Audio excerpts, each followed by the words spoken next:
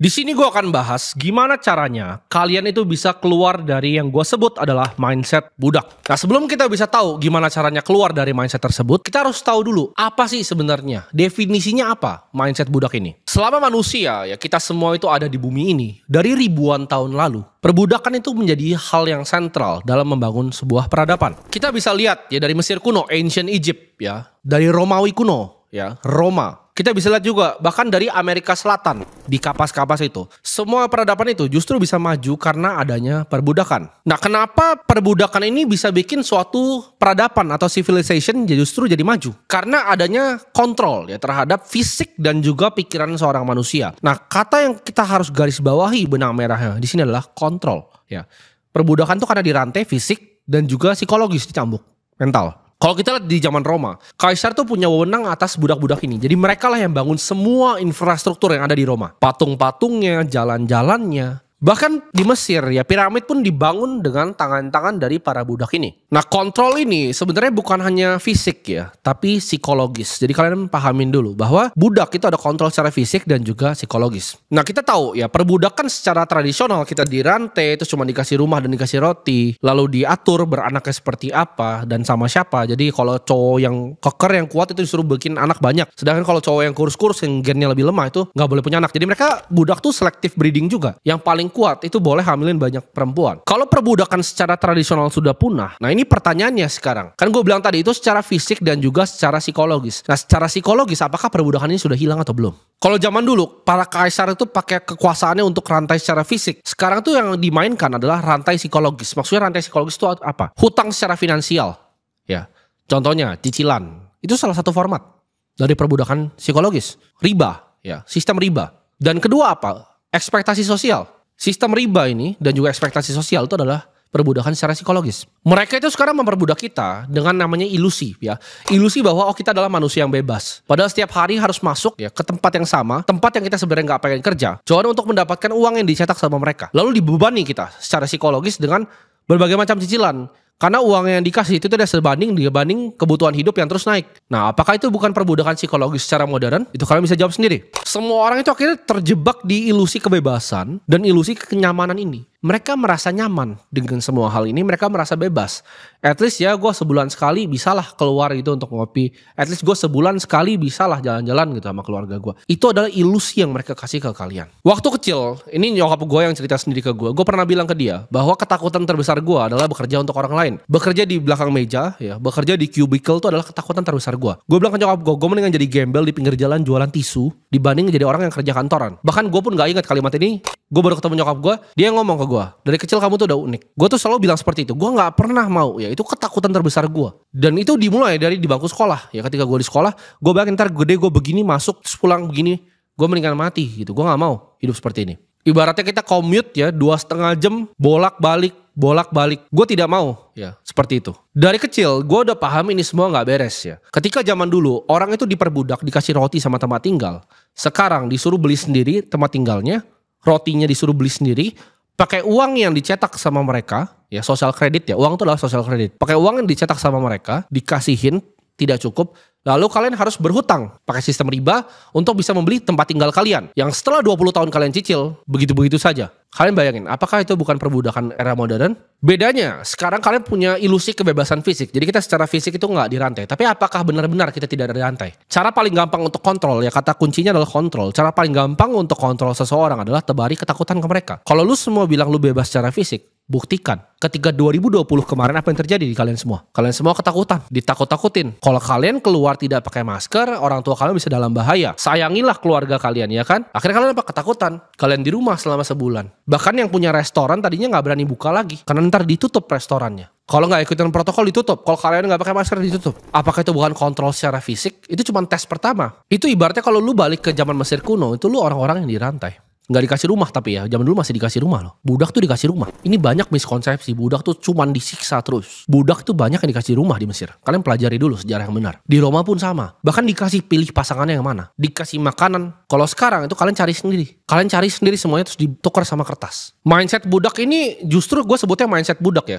Karena ini sangat berbahaya untuk kita memiliki mindset budak ini. Gue kasih contoh yang sangat-sangat sederhana. Orang yang selalu ya gampang terpengaruh oleh media. Orang yang selalu itu gampang sekali Kalian bayangin, kalian bisa emosi terhadap seseorang yang kalian ketemu nggak pernah, kalian tahu hidupnya tidak, hanya dari headline media. Sesimpel kata-kata di headline media itu bisa bikin kalian merasa emosi terhadap orang tertentu. Menurut gua, orang yang bisa emosi karena kata-kata seseorang, itu orang paling bodoh. Artinya apa? Kata-kata bisa mengontrol mereka. Ini mindset-mindset budak. Ketika lu lihat misalnya di media ya, oh si A itu melakukan kejahatan ini, ya kan? Itu kan ditulis sama media, yang laporannya ditulis sama aparat. Ini satu sistem semua nih. Terus lu langsung tunjuk orang itu, oke, dia bersalah.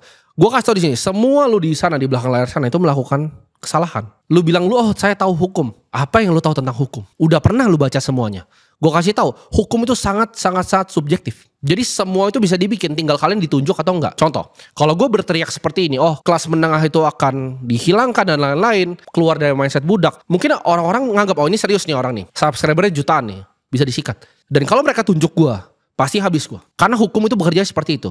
Itu bukan kalian salah apa baru kalian diinin, kalian ditunjuk yang mana. Tapi kalau kalian nih misalnya nggak ada yang dengerin, lo bikin instastory berteriak kebijakan begini, kebijakan begini, nobody gives a fuck. Karena hidup lu nggak penting, nafas lu nggak penting. Itu paham. Nah itu kebebasan di situ.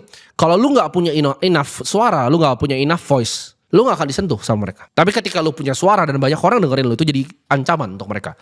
Karena orang-orang yang kayak gue yang sadarin orang-orang seperti kalian itu sangat tidak disukai. Jadi kalau misalnya mereka tiba-tiba tunjuk, oh ini gini, oh kita bikin cerita begini. Pasti habis. Karena yang bikin laporan satu institusi, medianya juga punya mereka. Jadi itu kayak satu storyline yang mereka tulis sendiri. Jadi kalian paham, setiap kali keluar nama di media itu cuma mereka yang tunjuk. Semua orang tuh bersalah, itu cuma ditunjuk atau enggak. Jadi kalau kalian lihat orang ditunjuk terus kalian merasa emosi, kalian oh dia begini, dia jahat, terus kalian ketika kalian maki, itu kalian budak. Karena kalian bisa dikontrol secara psikologis sama mereka. Oh jangan keluar rumah ya saya gak keluar rumah. Oh dia ini begini ya, oh dia begitu, dia berteriak kali. Gue kasih yang paling mungkin kontroversial yang gue akan sebutkan di sini. Misalnya tulis si B korupsi di media. Ini gue pengen tanya doang nih. Apakah sistemnya memperbolehkan seperti itu? Apa jangan-jangan semua orang yang seperti dia itu seperti itu, cuman dia yang ditunjuk aja atau tidak? Dan kalian bisa benci sekali sama orangnya. Kalian kenal pun enggak? Ya ini contoh yang paling ekstrim. Kalau orang bisa berbuat begitu dan terus salah orangnya apa salah sistemnya, itu yang gue tanya. Orang apa sistem? Dan kenapa kalian jadi benci sama orangnya? Kalian nggak benci sama semua sistem ini? Ini permainan dari zaman Romawi kuno ya. Ketika yang miskin itu ya nggak punya duit dikasih ya, kalian bolehlah nonton gladiator bareng gua. Wah bunuh-bunuhan, taruh gajah, taruh macan. Kalian nggak tahu zaman dulu ditaruh gajah itu situ. Itu ditaruh macam-macam situ. Wah buat seru kalian nonton, kalian suka terus kalian balik lagi ke kehidupan kalian yang dirantai lagi. Jangan salah, budak tuh boleh loh nonton di Colosseum. Coba kalian pelajari lagi sejarah yang benar. Budak tuh boleh nonton, tapi yang paling jelek tempatnya, paling bawah. Tapi mereka bisa nonton, mereka bisa lihat gitu. Oh semua orang nunggu gua. Jadi kalau misalnya waktu itu ada ketidakstabilan politik, yang mereka lakukan apa? Oke kita bikin acara gladiator. Wah rame. Sama kan kayak seperti sekarang. Ini semua ya, tontonan semua ini itu sebagai mainan aja untuk kalian tuh. Oh kalian dari sini lompat ke yang sini, lompat yang ke sini, lompat yang ke sini. Kalian perhatikan netizen Indonesia seperti itu kan. Dari A ke B ke C ya kan. Ada pembunuhan, oh sini. Udah kayak detektif semua. Kenal enggak, keluarganya bukan. Tapi kalian lebih peduli itu dibanding kehidupan asli kalian. Karena kehidupan asli kalian tuh udah semenyedihkan itu. Makanya larinya ke sana. Nah ini mindset budak gitu. Gue bisa kontrol narasinya. Kalau gue pegang media yang besar di sini, gue bisa tunjuk orang. Mana yang mau gue sikat. Mana yang mau gue bunuh karakternya. Dan kalian akan semua ikut gitu. Misalnya nanti keluar di media. Oh tim hotel kayak misal dulu. Oh tim hotel final kopi 80.000. Kalian langsung tunjuk gitu kan. Kenal gua enggak, pernah nonton konten gua enggak. Tapi kan langsung tunjuk, itu mindset budak. Itu gampang sekali dimanipulasi. Propaganda yang dilakukan seperti itu. Dan kalian makan terus gitu semuanya. Step 1, lu stop dengerin itu semua. Semua media, it's all a fucking lie. Conventional media is all a fucking lie. Gua kasih tau kalian sini. Kenapa budak gua tanya? Tak nurut itu. Kenapa budak nurut? Karena secara fisik mereka takut dicambuk kan. Nah, ini cambukannya apa nih di boundarin? Lu pikirkan, oh saya nggak ada yang cambuk, saya nggak dirantai. Coba bayangin gini, lu punya bos, ya kan? Yang sebenarnya udah nggak suka sama lu gitu. Tapi lu terpaksa kerja situ dan dia isengin lu buat lucu-lucuan gitu. Lu bisa ngapain? Lu masih ada cicilan rumah, mesti bayarin anak. Apa yang lu bisa lakuin? Nggak ada, nothing you can do. Ya. Ketika bos lu bilang, oh lu kesini, tapi lu sebenarnya nggak mau. Itu lu sebenarnya nggak seneng gitu. Tapi lu harus bayar cicilan. Itu apakah bukan dicambuk? Secara psikologis, orang itu harus ditaruh di state of mind seperti ini ya. Di pikiran seperti ini, itu yang bikin mereka berubah jadi budak. Dikasih ketakutan, oh begini jangan keluar rumah. Oh ini begini, ada kasus ini, ada kasus ini. Harus mereka ikutin terus itu. Itu kayak show-nya, itu gladiatornya. Mereka itu harus dikondisikan ya. Sangat nurut sama media, itu yang pertama. Kedua, orang harus setengah depresi. Jadi mereka akan lash out, mereka akan marah sekali gitu. Kalian bisa bayangin sih, kalian bisa emosi sekali seperti yang gue bilang tadi. Karena orang tertentu yang kalian gak kenal ngelakuin apa. Ya lu juga kalau dicari kesalahannya lu pasti berdosa gitu. Lu pasti melanggar hukum. Hari ini pun lu pasti melanggar hukum. Kalau gue mau cari ya. Tapi itu kebetulan dia ditunjuk aja. Jadi semua kayak Russian roulette kan. Siapa. Kalian bisa segitu marahin dan kalian keluarin semua amarah kalian. Kenapa? Karena itu mentalitas sama tadi. Ngikutin terus. Dan setengah depresi orang-orangnya. Kenapa? Karena kalian juga hujat itu mungkin. Oh kalian sampai, aku main hujat. Itu kalian mungkin udah capek gitu dempet-dempetan di kereta. Itu kalian udah melangkah di plafonnya, ini jatuh gak nih gitu. Terus udah dempet-dempetan masuk ke tutup pintu gak nih. Sudahlah ini ada ini bangsat ya. Kata-katain. Itu budak. Gampang sekali digiring dan bodoh sekali. Gampang sekali digiring. Bisa buat narasi apapun untuk ngetwist otak kalian. Hey, jangan keluar rumah. Kayak masuk lift pantat-pantatan ya. Oh ini begini ya, oh ini begitu ya. Itu kayak mainan, bisa dimainin. Dan bahkan kalian udah buktiin sendiri aja. Gak usah yang mereka yang jago-jago deh. Mereka ini kan elit luar biasa yang super punya kekuasaan politik, punya kekuasaan secara uang. Gue yang masih gembel deh dibanding mereka. Gue itu bisa mainin netizen Indonesia. Pura-pura ngerokok padahal gue udah ngomong sama staffnya viral ya kan. Terus gue bikin tempat gue jadi ramai sekali. Itu skala yang paling kecil. Gue mainin otak-otak budaknya ini. Karena gue tahu cara kerjanya. Dia bilang, oh itu mah dia kebetulan blunder. Enggak, itu udah di planning semua. Jelas, tanggalnya ada semua jelas. Gue mau spin narasi seperti apa, gue mau mainin seperti apa itu jelas semua. Tapi kalian gak bisa mikir ke sana. Kalian kemakan terus. Itu gue cuma kasih contoh betapa gampang kalian digiring opininya. Kenapa gue buru-buru pengen sadarin kalian? Karena gue kasihan. Ini masalah kemanusiaan. Yang gue ngomong di sini ya gue nggak butuh duit dari ini semua. Gitu. Kenapa gue ngomong hal-hal seperti ini? Kenapa gue bilang kelas menengah akan hilang? Bener kan? Setelah gue bikin videonya apa yang terjadi? Ada kebijakan baru ya kan? Gue nggak bisa sebut lah sini. Ntar gue kena. Kebijakan baru keluar. UKT naik. Semua yang gue ngomong ke outline jelas gitu. Gue ngomong sebulan lalu kejadian semua sekarang. Berapa kali gue ngomong hal seperti itu? Tapi gak ada yang mau dengar. Karena orang itu ya selalu punya pikirannya sendiri. Karena mereka udah di brainwash. Kalian semua ini budak gitu. Coba beda levelnya aja. Agenda apa sih yang mereka mau sebenarnya? Mereka itu paham ya. Percepatan teknologi ini sangat pesat. Sangat cepat. Dari artificial intelligence, humanoid robot. Ini cepat sekali. Coba deh kayak gini. Ada satu videografer gue nih. Ada beberapa orang sini. Ada yang ngomong. Oh Timothy anjing lu gitu. Bangsat lu. Itu pasti langsung gue keluarin, gue pasti gak seneng kan. Kalian bayangin nih, kalian jadi penguasa, ada 1.000 orang demo, anjing lu. Apa yang dipikiran kalian? Ini kalau bisa gue ganti robot semua, gue ganti semua pakai robot. Mereka mau kontrol, satu kata, dari perbudakan semua itu kontrol akan fisik, akan psikologis, kontrol. Mereka itu mau kontrol, jadi kalau kalian bisa digantikan sama robot, lu akan digantikan. Ketika lu semua digantikan dengan artificial intelligence, tapi dia ngomong, oh enggak begini, enggak begitu. Semua yang gue ngomong itu selalu kejadian. Semua yang gue ngomong lu bisa track back, semuanya kejadian. Dan ini akan kejadian sangat-sangat cepat. Makanya kelas menengahnya itu mau dihilangin, biar semuanya ke bawah. Nah begitu semuanya ke bawah, dan robot ini udah bisa gantiin mereka semua, selesai lah hidupnya. Gue ngomong di sini selesai. Karena buat apa? Pertanyaan kan sederhana, first principle thinking. Buat apa kalian bernafas untuk mereka yang butuh kontrol? Gini deh, lu misalnya lu kerja keras ya, lu sukses gitu. Terus ketemu teman-teman lu yang dulu SD, SMP. Tapi mereka hidupnya jauh di bawah lu karena mereka emang gak mau kerja keras. Apa yang lu rasa di pikiran lu? Oh ini males lah gue ngomong sama dia karena kan bergaul sama orang-orang yang setara. Lu aja mikir seperti itu. Gimana orang yang lahir dari para banking dynasty ini? Anak-anak yang bikin Goldman Sachs, apa pikiran mereka? Ini kayak mainan. Hidupnya tuh gak berharga kayak mainan. Mereka gak anggap equal. Mereka gak rasa manusia itu sama. Mereka gak peduli akan HAM. Itu yang mereka pikirin. Dan gue tahu orang-orang yang super kaya itu kayak gimana cara pikirnya. They don't give a fuck about kalian semua. Dan di saat kalian bisa digantiin, you will be replaced. Gue kasih tau di sini. Gak peduli mereka gimana pun caranya. Otak budak itu ketika gue kasih tahu, oh uang tuh dicetak. Uang dicetak itu ada backingannya gak? Ada, gue sebut di sini. Tadinya emas 1971. Sekarang di backing sama apa? Sama minyak, gue kasih tahu. Dolar itu belakangnya minyak. Ini gak ada yang ngerti nih ekonomi Keynesian. Petrodolar sistemnya. Jadi ketika emas itu sama Nixon diambil, Bretton Woods system berantakan. Dia ganti ke minyak. Ketika dia ganti sama minyak, tukerannya apa sama Saudi? Dia bilang sama Saudi, oke, lu kasih gue minyak dalam US dollar. Biar semua orang pakai US dollar. Jadi reserve currency dunia karena semua orang butuh minyak. Nah ini yang diganti dengan apa sekarang? Kalian pikir ke depannya ini akan seperti apa gamenya? Mereka mainin seperti itu, lalu mereka tukar senjata sama Saudi. Oh ini gue kasih tank, lu gue kasih ini. Tapi lu kasih gue minyak sama US dollar. Makanya semua ya, Cina itu fokus banget dengan electric vehicle. Kalau lu datang ke Chongqing sekarang, itu semuanya listrik. Kaget lu sana. Itu udah kayak di masa depan itu udah lewatin apartemen, kereta. Semuanya mobil listrik di Chongqing, bayangin. Jadi kalau lu mikir dunia ini cara kerjanya masih kayak yang lu pikir, lu ketinggalan. Cina ini lagi melakukan ini, Rusia juga barengan. Kenapa? Karena mereka mau banjirin dulu. Mereka mau banjirin, lu lihat kan BYD masuk ke Indonesia dia banjirin kan. Dia akan banjirin dulu dengan mobil listrik. Kenapa? Biar US-nya lepas speknya sama petrodolar ini. Biar pakai mobil listrik, itu agenda mobil listrik. Ini gue bongkar nih cara pikir elit global. Mereka itu mau bongkar ini semua ya. Mereka tahu uang itu dicetak tapi karena minyaknya dibeli pakai ini dipakai sama komoditas. Nah ada yang ngomong lagi, oh lu gak ngerti inflasi karena otak lu budak. Lu baca buku siapa, belajar dari mana? Orang kan bilang, oh ini karena datanya begini. Datanya yang kasih siapa, ya kan? Buku yang lu baca buku yang mana? Lu pernah baca edisi pertamanya Adam Smith? Gak pernah kan? Gak punya duitnya kan buat beli? Nah itu pertanyaannya. Lu baca udah edisi yang direvisi ke berapa? Udah didesain nih buat diajarin di sekolah, diajarin di kampus. Otak lu gak bisa keluar dari sana. Itulah otak budak. Udah terbudakin dari kecil. Kayak budak. Ya ada levelnya aja. Ada yang manajer naik BMW itu budak juga sama budak. Karena lifestyle-nya cicilan mobil, rumah mewah. Tapi cicil gitu. Riba. Kelihatannya dia punya duit padahal miskin gitu. Karena gak paham sistem. Terus gue ngomong kayak ini banyak yang suka. Lu begitu aja lu kayak gak pernah berutang. Gak pernah, gue gak pernah berutang. Gue anti riba. Ya, gue sama sekali gak percaya. Karena ya akar dari semua kemiskinan yang ada adalah riba. Gue udah selalu jelasin. Ada uang sedikit lu bungain aja. Itu kan gelembung. Semuanya kan jadi riba. Semua yang lu sentuh ini kan jadi riba semua. Itu sederhana. Lu kasih titik aja. Orang ngutangin ke orang. Nih cash nih segini. Titik aja orang itu jadi semuanya. Semuanya jadi hutang. Gak ngerti kan ya, makanya kan belajar kinesian mulu. Ya, jadi bego. Pertanyaan gini, kalau lu ngerti tentang uang, orang bilang, Timothy cuma ngomong cetak-cetak uang, gak ngerti inflasi. Kok lu masih miskin? Kok gue kaya sendiri, lu miskin sendiri? Kenapa? Artinya lu gak ngerti, you don't know what the fuck you're talking about. Lu gak paham USD sama minyak ini hubungannya apa, kenapa Cina banjirin market begini. Lewat Indonesia gimana, hilirisasinya gimana?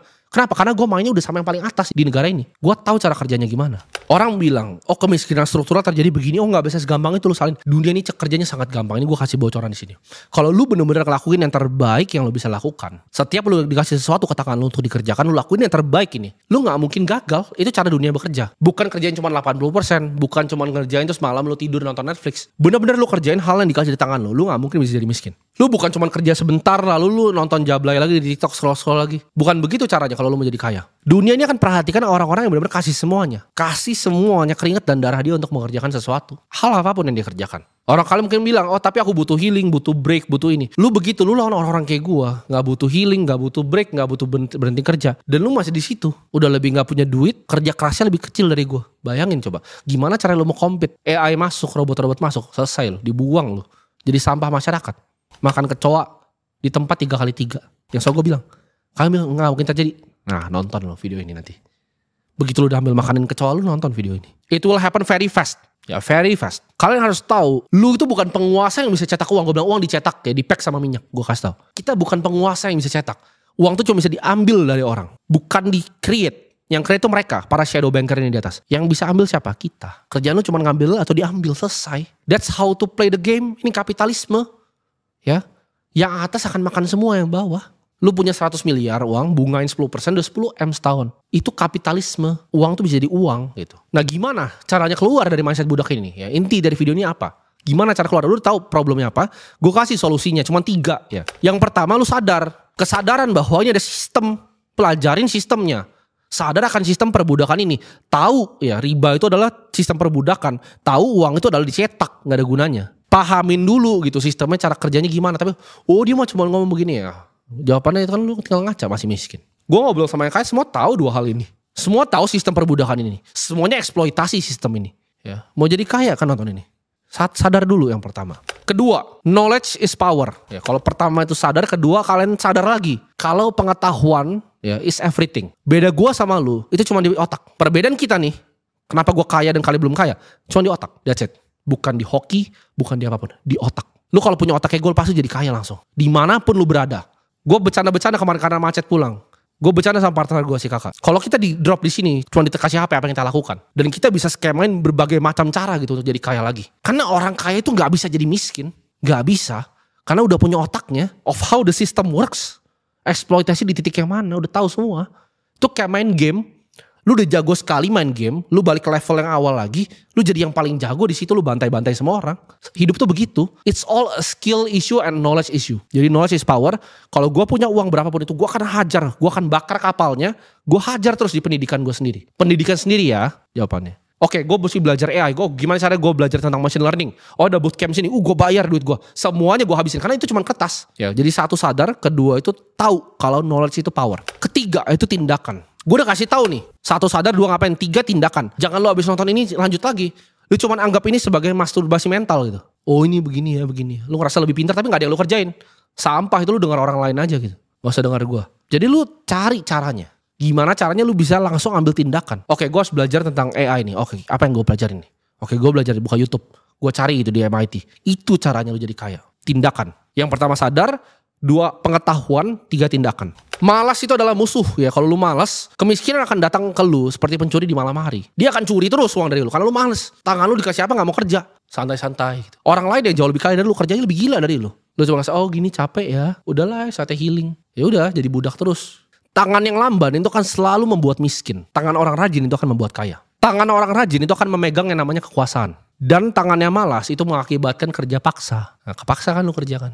Jadi budak. Tangan rajin tuh punya kuasa, bisa budakin orang. Tangan orang malas jadi budaknya.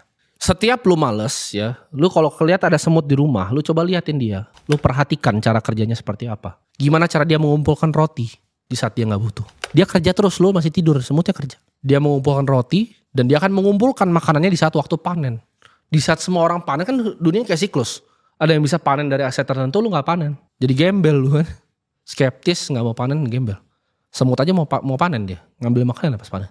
Disimpan sama dia. Gak ada yang perintah, gak ada yang suruh. Ketika lu mau bebasin rantai psikologis ini mungkin gak akan gampang. Tapi ini hal yang kalian harus lewatin. Ini step yang lu harus lewatin. Untuk ubah hidup lu jadi hidup yang lebih baik. Kalau hidup lu busuk, sederhana. Lu keluar aja dari rumah lu, lihat tetangga lu kiri dan kanan.